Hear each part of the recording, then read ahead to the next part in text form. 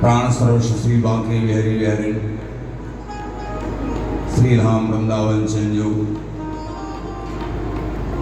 बाबा श्री रतनदास जी महाराज, बाबा श्री दयानंद जी महाराज, इनकी अध्यक्षता में, उनके सानिध्य में स्वामी जी महाराज का उत्सव और उत्सव का आनंद आप समस्त रसिक प्रेमी ग्रहण कर रहे हैं। असीम कृपा से ऐसा सौभाग्य जीव को प्राप्त होता है जो कि भगवत परायण संतों के दर्शन, उनका सानिध्य, स्वामी हरदास जी महाराज का नाम गुण, इनके उत्सव में सम्मिलित होना, रसिक प्रेमी जनों के दर्शन, श्री हरदास नाम का जाप, ये अनिर्वचनीय तत्व है। ये जिस किसी को प्राप्त होता है ऐसा सौभाग्य दर्शन का, प्रसन्न का, गायन का, ये बड़ी कृपा से ही होता है। इसमें हमारे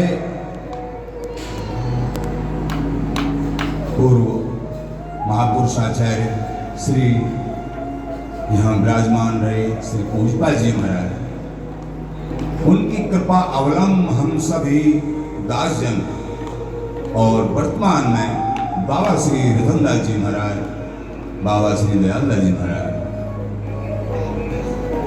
ऐसा सुंदर आनंद आज चतुर्थ दिवस है। इस आनंद का प्रेमी जनाब, ये परम सौभाग्य आपका। इसके साथ साथ थोड़ी सी आप ये चर्चा सुनेंगे। वैसे महापुरुष लोग बताते ही रहे हैं दैनिक रूप से, और आगे भी जो है बताते रहेंगे। गायन भी, प्रवचन भी, कल भी महापुरुषों के प्रवचन होंगे। लेकिन दास का निवेदन है आपसे थोड़ी सी चर्चा स्वामी जी महाराज की श्रवण करेंगे, और इसके बाद में पूज्य हरिदास जी का मधुर गायन आप श्रवण करेंगे। स्वामी जी महाराज की,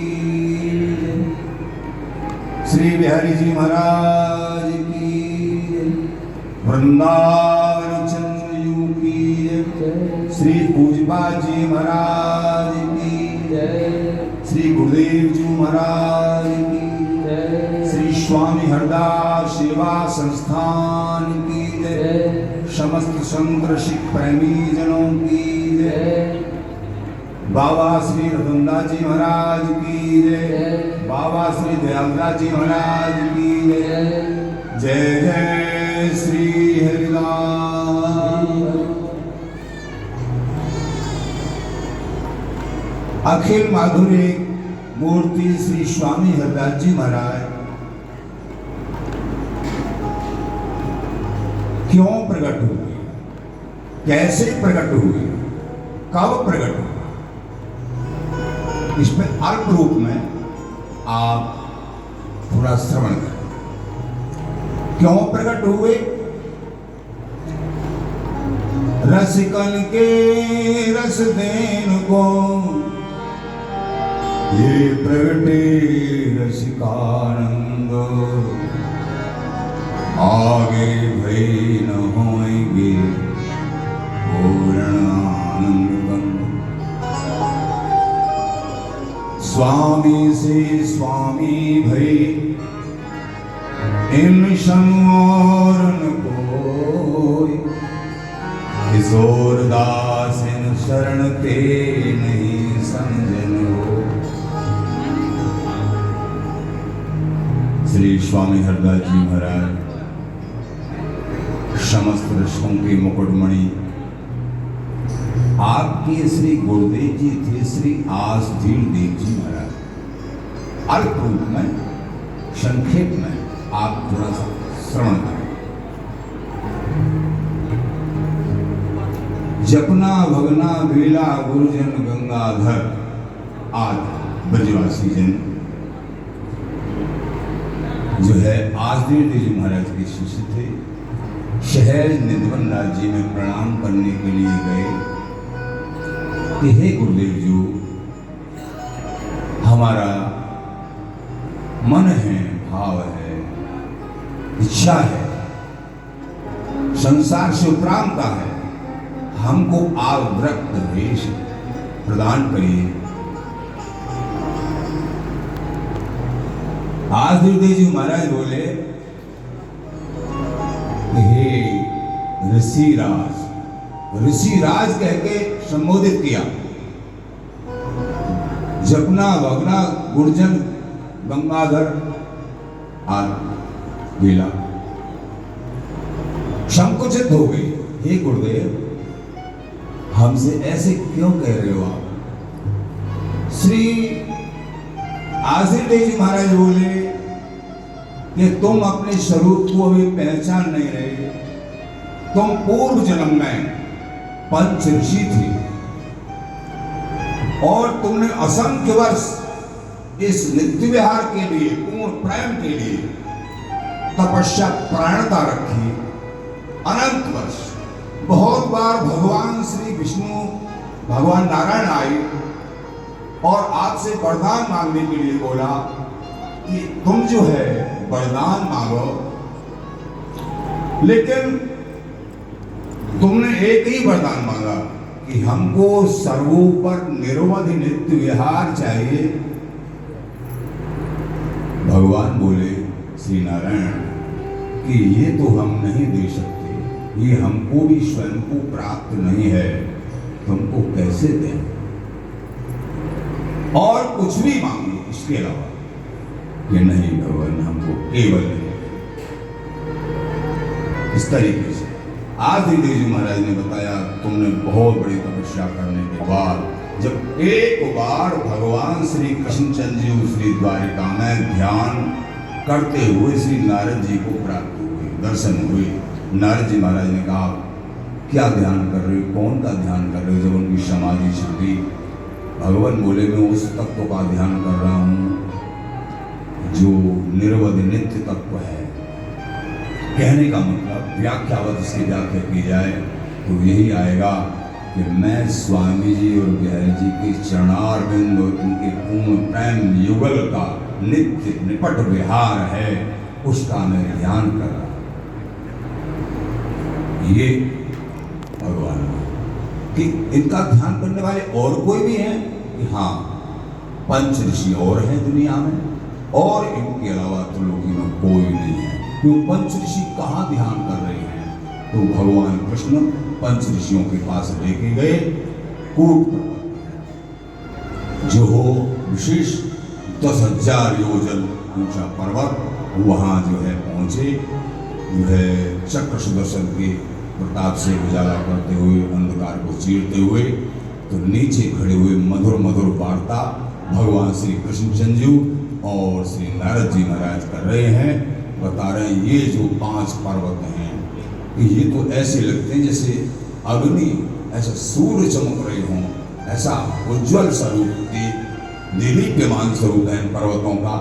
तो भगवान कहने लगे, नारद जी ये पर्वत नहीं, ये इन ऋषियों के हड्डी के पहाड़ हैं, हड्डियों के पहाड़ लग गए हैं, ये पर्वत नहीं। जिन पर ये ऋषि आज भी बैठे हैं, भगवान से यही वरदान मांगते थे कि अगला जन्म हमारा हो तो हम नित्य विहार की याचना मन में रखें और हम यही आके तपस्या करें। लक्ष्य की पूर्ति भगवान अवश्य करते हैं, हरि अवश्य करते हैं।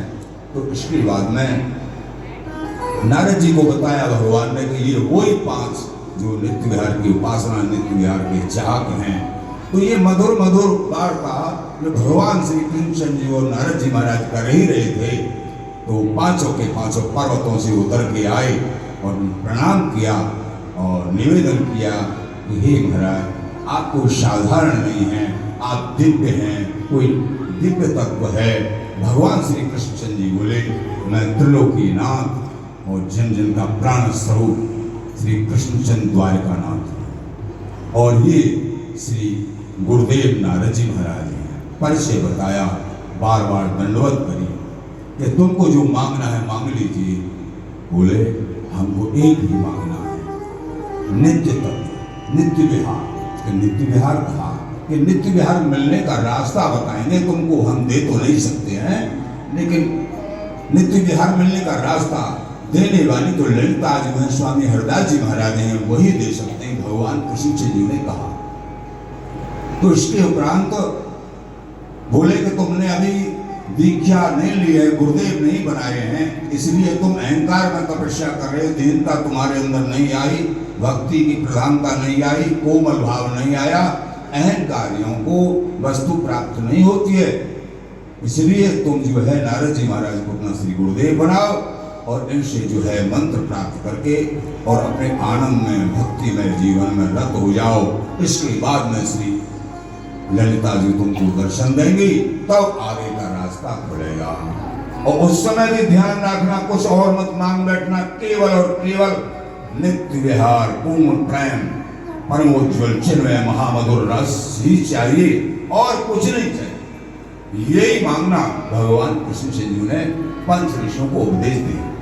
बोलो स्वामी जी महाराज। ये उपदेश पाते ही श्री नारद जी के द्वारा मंत्रित होके श्री पंच ऋषि अपनी तपस्या में, अपने आनंद में, अपनी भक्ति भावना में लगे और वो भगवान श्री कृष्ण जी और नारद जी द्वारका के लिए वापस मंत्र प्रदान कर ही दिया। तो जो मंत्र भी साक्षात अभी आसधीर तेजू महाराज पांचों ऋषि यानी जपना भगना लीला गुरुजन गंगाधर उनको बता रहे हैं कि तुम कोई साधारण ब्रजवासी नहीं हो, तुम पूर्व जन्म की अनंत जन्मों के तपस्वी तपस्यारत, और तुम जो है अति महिमा मंडित हो, लेकिन तुम अपने स्वरूप को भी पहचान नहीं। उसके बाद में श्री ललिता जी ने दर्शन दिए। कुछ समय के बाद में ललिता जी ने कहा कि हे पंच ऋषियों, तुमको जो कुछ मांगना हो मांग लो। श्री ललिता जी के दिव्य स्वरूप की झांकी करते हुए पंच ऋषि आनंद में विभोर हो गए और अपने मन में किसी ने विचार किया कि ये मेरे पुत्र रूप में हो। नित्य विहार तो मुझे चाहिए ही चाहिए, लेकिन ये पुत्र रूप में ऐसी भावना भी और नहीं की आई कि ये इनकी हम दास रूप में हों, और ऐसी भावना की। तो ऐसी भावना करते हुए कहीं कि तुम्हारी मनोकामना पूर्ण होगी और नित्य विहार भी मिलेगा, चिंता मत करो, अगला जन्म तुम्हारा वृंदावन जी के निकट राजपुर भूमि में होगा और मैं राजपुर में तुम्हारे घर में ही, ब्राह्मण कुल में तुम्हारे घर में, और मैं जन्म श्री स्वामी हरदास के रूप में जन्म। बोलो स्वामी हरदास जी महाराज। तो ये